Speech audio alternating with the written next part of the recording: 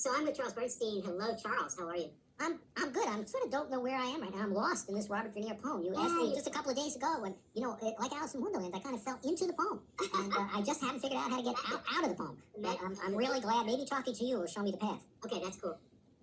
Yes, Charles has this drawing poem as a background for his Zoom screen, and we're going to be talking about one of many poem drawings done by Robert Grenier.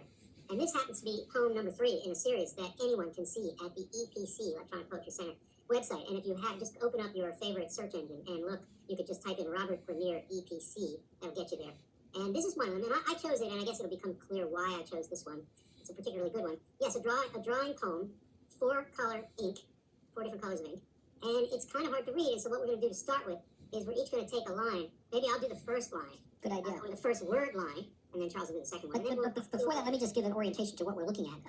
One thing, we're looking at a notebook, which is turned on the side, but you can see a seam in the center. So the notebook would be folded and opened up and then turned to the side. Right. That's when he's actually writing it. That's against the normal direction of it. Right. And in this particular series, each word has a different color. So we have red, black, green, and blue. Those 4 colors that he's used, 4 color pens. So. And I think it's almost always the case that each word takes a line, what we normally think is a line, although there's some long words that carry over with a hyphen, I think. And some where he runs out of room. But this happens to be 4 fairly short words. I'll do the first one. So I see an F. The F on the left is pretty clear. Really clear. Very unusually clear. I can't do anything with the second one yet. I see a fractured O. Then the G is impinging on the O. And the extender on the G comes all the way back toward the second letter, still unidentified.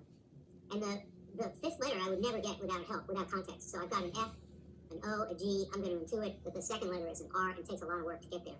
And then the last letter is really intriguing, Charles. It's a G. Wow. It's a wild Picasso. It's Picasso in the 30s G. Well, that's the fourth letter, G, right? Sorry, G. And then S. I missed the S, yeah. So I'm all screwed up, but I'm going to say frogs. No, frogs. Right. Al's right that the F is a good way to start on that, because you can really see the F once you know that it is an F on the upper left. But there's something that's crossing out the left on the bottom, and I love that the S is like it goes all the way back to the F. Now, what the heck is happening there? It's a flourish. The S is like right, it's a flourish. It goes all the way back. I mean, there's something frogs. Yeah. Hey, I have it, before you get to the second word, I have a digression. This could be your only the session of this time where you do close reading, where you just talk about the first word for 15 minutes. The first word. No, we won't. We'll talk about all 4 words. I just have a digression before you get to the black, the second word, and that is just an observation about how we piece together quote unquote bad handwriting. When you're looking at a manuscript, a 19th century manuscript, or a note that someone hastily wrote, a Wallace Stevens manuscript, which he wrote very vertically with a fountain pen, and what you do is you do this. You see a couple of recognizable letters, and then you piece it together in context because you know the semantics. And you have to do that here. It's a very interesting thing. And also note that if you're trying to do that with a name, you can't do it because you need every letter for a name. But these are not names. These are words that point to things or are action words. Okay, anyway, let's so we never, just pause at frogs for a second. We, in general, readers don't give any semantic value, don't think that it's meaningful, the way in which a letter is formed, right? Especially handwriting, which is actually moving out of the culture. And yet handwriting can be expressive. Yes, it's anti-semantic conventionally, but you hang around with a lot of visual poets and concrete poets for whom it's so true, because if you want to say frogs through your handwriting, you're gonna write it a certain way, yes.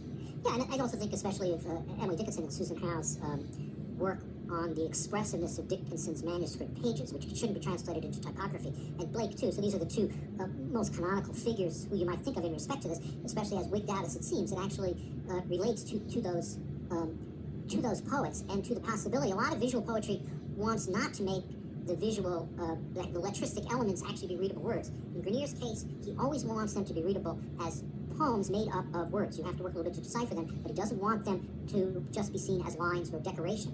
Is it words in space, he says, yeah. Is it the case, in general about humans reading, that if we work hard at deciphering a word, and I say deciphering, I don't mean the semantic meaning, but actually with letters, we are being, I'm going to make a judgment, better readers, more thoughtful, more attentive readers if we work hard.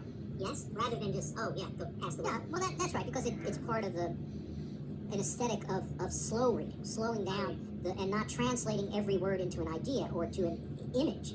Think of Williams's no ideas but in things, which I'm sure is an important motto within Mod Poe. Grenier is a very close reader of Williams, and Williams is fundamental for him. Yeah. Or a small or large machine made of words. Both of those things sort of resonate, and Grenier is going in a different direction. But yes, you slow down so that you can savor. It's not only to make you better, but it's a great pleasure. The pleasure like of eating slowly as opposed to consuming. So he's against consuming language for its images or its content and savoring it. Frogs. frogs. The next word is go. I see a G and an O. Go. Frogs go. Frogs go. Ink. Frogs go ink. G-O, and then right in the middle is the I, which is very. Is that a pun, do you think? Well, the I also is a kind of flourish up and above. Yes, in the center of it. There's the speaker. Going, I going. That's right. Frogs go. I-N-N, and then G at the end. If you're looking at it, you can sort of see that's the black going. Frogs going, and here you can do something, Al, that's very significant, which is, you know, in the many years that I taught up until last year, I would always get into like talking about a word or two or a phrase, and I'd always say to the group is, you know, am I overreading? The word I in this line strikes me as being related to this and that, and some of the students would say, yes, you're absolutely mad.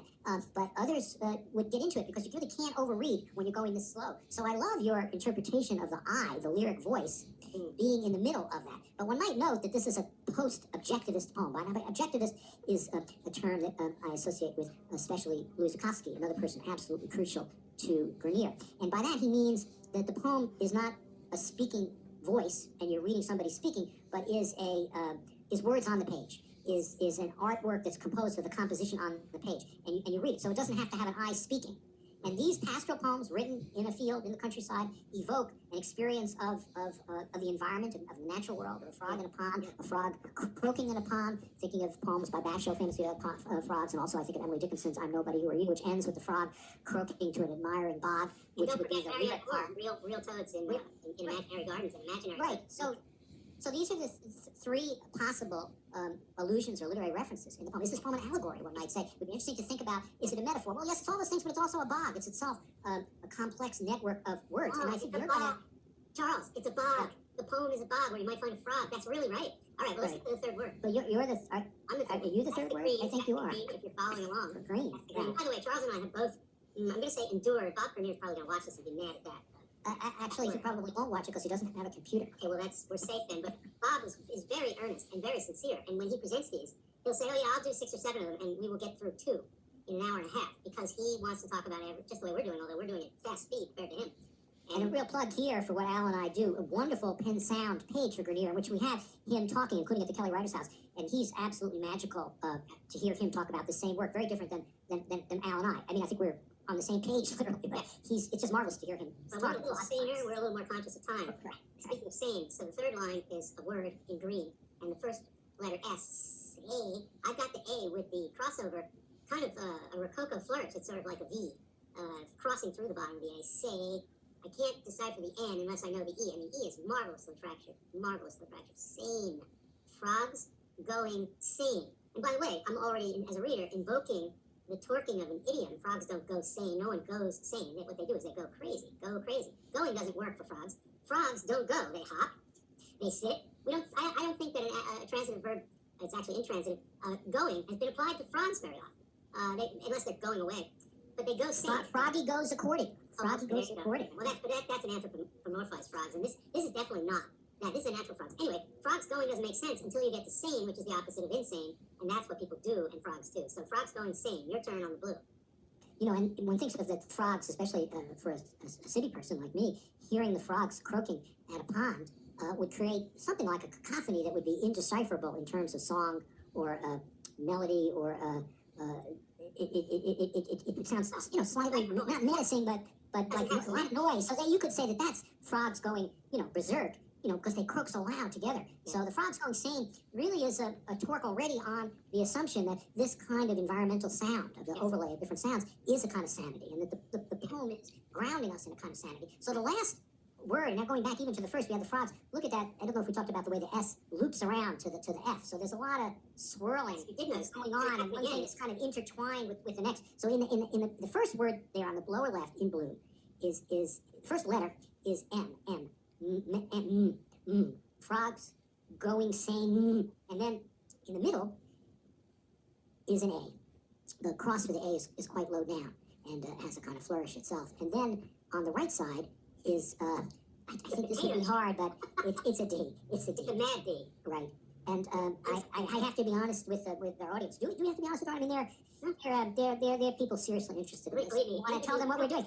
We each have our own decipherment of this that we're staring at, just in case I forgot and couldn't figure it out, which could happen to me. So we already knew it was frogs going sane mad. We figured that out before. Frogs going sane. Hey, Charles, I have another question for you, but first I just want to point out that the A in sane and the A in mad, it rhymes as, what's the word, graphomorphically. That's right. Because it has a pattern. When Bob Grenier writes an A in these drawing poems, it's the same thing with that weird V-shaped cross. Right? So it's totally regular, and yet sane and mad don't rhyme. One is a short A, Right.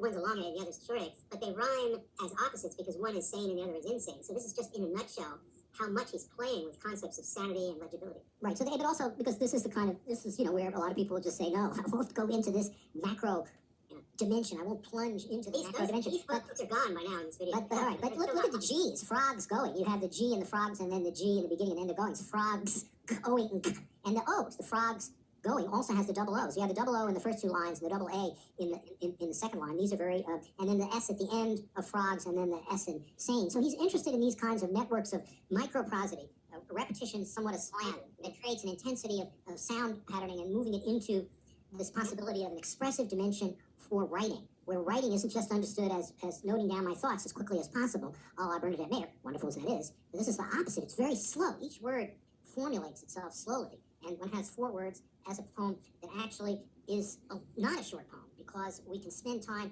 contemplating it or meditating on it. For those who use mandalas or otherwise look at complex pattern things as a way of meditating, you could well think of this as a kind of object or subject, I guess, for meditation and contemplation, not to allow one to let it become indecipherable or to think of it as dissolving into patterns without linguistic meaning, but the fact is that you see the meanings form and then dissolve and reform. I would associate it with another kind of natural imagery, although in this sense the cosmic imagery of constellations in the sky. Once you see the Big Dipper, then you see it when you look up, but then you look at it a different way and it dissolves into the sky without pattern, and then you see it again as the pattern. But being able to see the pattern of the Big Dipper, let's say, it's very significant that you see it as the Big Dipper, that it doesn't just seem like a set of scattered beams of light or points of light. And I think that moving in and out of decipherability, of legibility, is it relates to the frog sound, them going sane mad, and also relates to how poetry can be a holding space for reflection on our human language refracted back to us through our handwriting as expressive. Charles, what you just said made me think of the following. Isn't it the case that so much innovative or experimental or avant-garde writing is a walking of the line between legibility and illegibility, between sanity and madness?